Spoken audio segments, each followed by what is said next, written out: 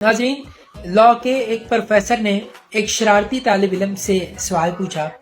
کہ آپ نے کسی شخص کو مالٹا دینا ہے تو آپ وکالت کی زبان میں کیسے دیں گے؟ طالب علم نے جواب دیا، میں عبد المنان ولد عبد الرحمان، قوم جٹ، ساکن محلہ کریم آباد، فیصل آباد، بنا کسی خوردنی نشاور شے، بقائمی ہوش و حواس اور بلا جبر و کراہ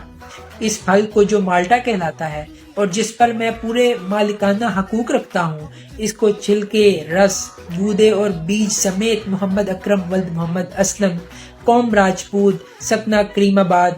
فیصل آباد کو بعوض 10 روپے سکہ رائج الوقت، نصف جس کے 5 روپے ہوتے ہیں، دیتا ہوں، اور اس کو پورا حق بھی دیتا ہوں کہ وہ اسے ذخیرہ کرنے، کاٹنے، چھیلنے یا کھانے میں پوری طرح آزاد ہے۔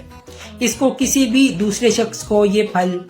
چھلکے سمیت، رس، گودے یا بیج کے بغیر ان کے ساتھ دینے کا حق بھی حاصل ہوگا۔